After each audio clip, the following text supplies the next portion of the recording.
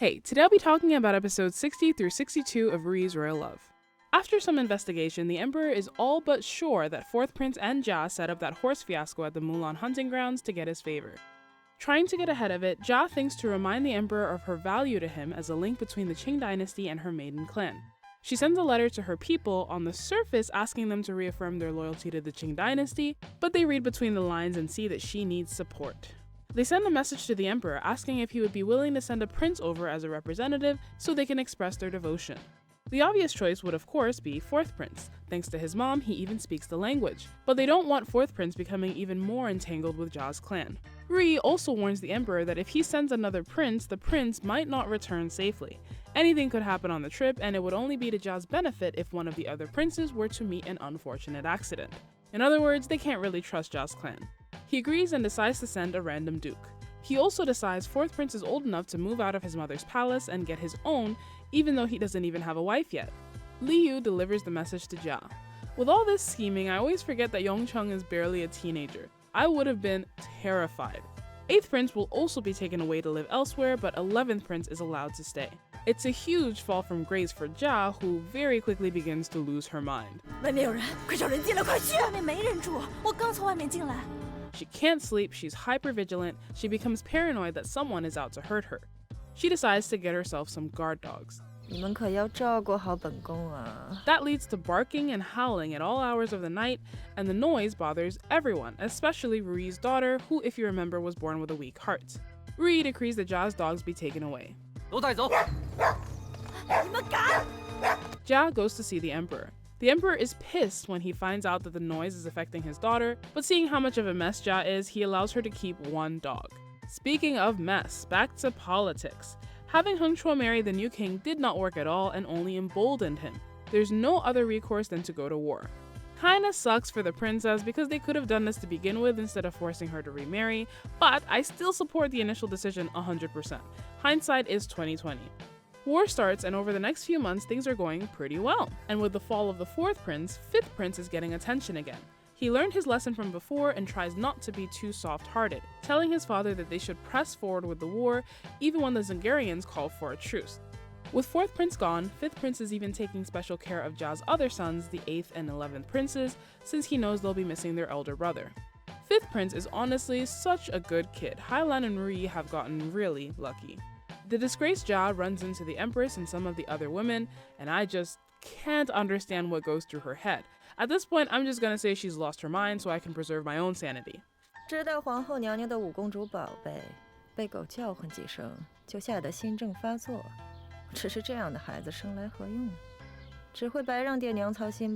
What are you doing?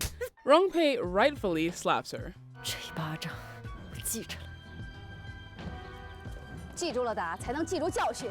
Jia storms off as if she has any reason to be angry. She's so convinced that she's somehow the victim in this story and everyone else is out to get her and her sons.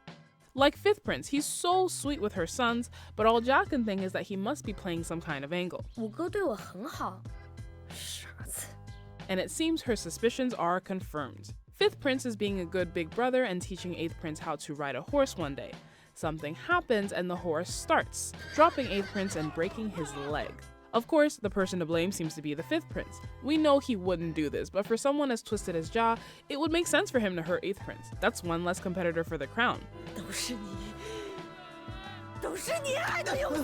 She wasn't there to see just how scared and worried 5th Prince was, although even if she had been, she probably would have thought he was acting. RuYi comes in time to defend him, but of course she seems biased since she's practically his mother. Truly, I can't fault Jia for thinking this was all part of the plan.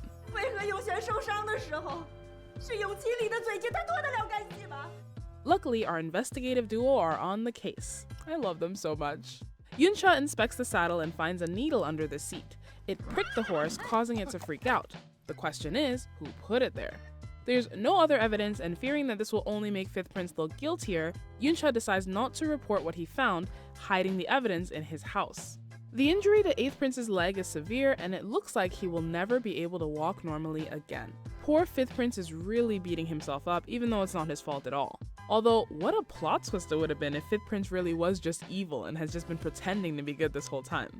Meanwhile, Jia dials the disrespect up to 100. 您这是做什么？没做什么，就是怕被人再害一次。您别冤枉皇后娘娘。不敢，臣妾母子还想多活几日。Rongpei would gladly take Jia on one-on-one, but RuYi decides to just leave it. Better to focus her energy on running the harem and taking care of the kids. Imperial concubine Qing makes some clothes for RuYi's kids. She's really mellowed out since her sterilization. Anyway, RuYi is delighted with the outfits. Yinwan pipes up that the red outfit would look great on 12th Prince, 穿红色最相宜。 but he prefers the green outfit. 我喜欢绿的。 Regardless, they look adorable for their little playdate. Shit hits the fan when Jia's dog runs out of nowhere and goes straight for the princess. As we know, Jingsi has a weak heart. She immediately passes out and is rushed to the doctor. Jia is nearby, but she has no idea how her dog got out since it's been missing for days, so it's clearly not an attack planned by her. But knowing she will be suspected, Jia immediately goes to the Empress's palace to plead for forgiveness, which is such a bad idea. 他还敢来？ Tensions are so high right now, the last thing you're going to get is forgiveness. The better move would have been to go hide in a temple and pray for the princess's safety or something. So yeah, the emperor's pissed. 奸妇！ Wow, that slap is intense. 皇上息怒。 Doesn't knock any sense into Jia, who decides to dig herself further into this hole. Instead of being contrite, she's still saying the empress should be punished for hurting the 8th prince. 你还敢污蔑皇后？ Jia, you're literally giving yourself a motive for hurting the princess. Imperial concubine Ke pipes up that she smelled something weird on the clothes that the princess was wearing. 似乎是嘉贵妃平时所用的浴室杜鹃花水的味道。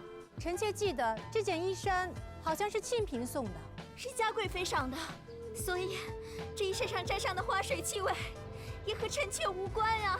This story is Swiss cheese.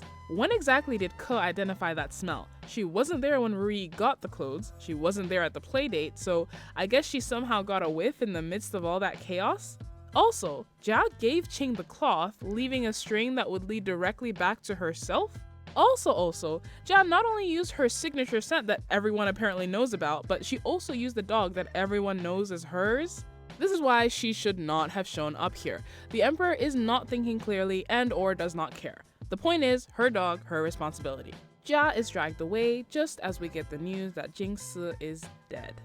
To add to all of this, Imperial concubine Ying, who was pregnant, miscarried due to all the stress.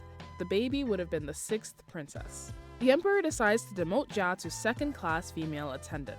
Her maids will be taken away and she will be whipped daily until the emperor decides otherwise. Qing, who gifted RuYi with the clothes, is also punished, which seems pretty unfair to me. I mean, all she did was give the kids a present. The real mastermind goes unpunished. So here's what really happened.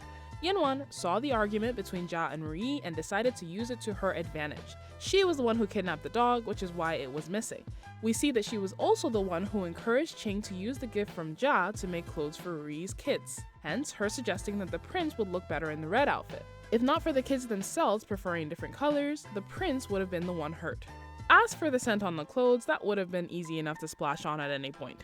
Her plotting goes even further back. She was actually the one behind the needle in the saddle. That's her eunuch Wang Chun sneaking about.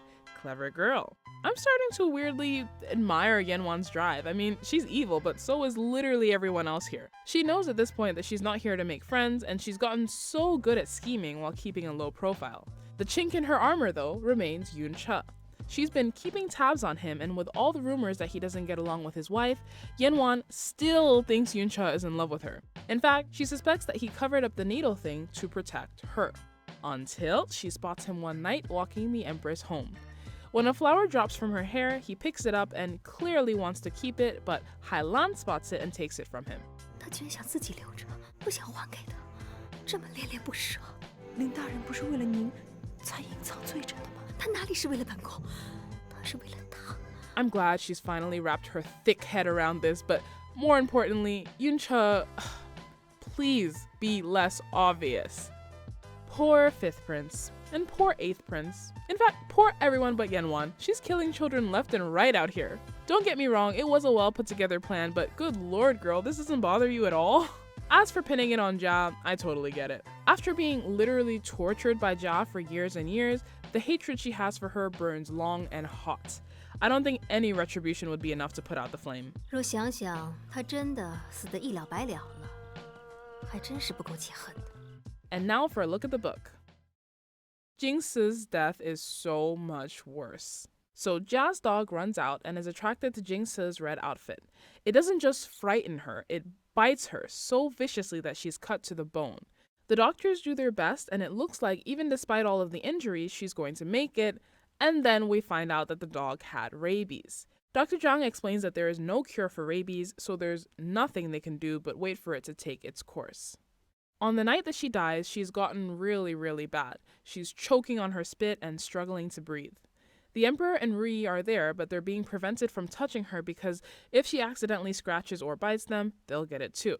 They're all just standing around listening to her gasp and struggle for air. Finally, the Emperor can't take it and starts ordering the servants to hold her up so she doesn't have to die choking on her back.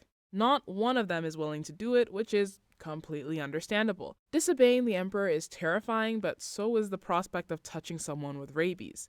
Not to mention, if neither her mother or father are willing to do it, I just work here.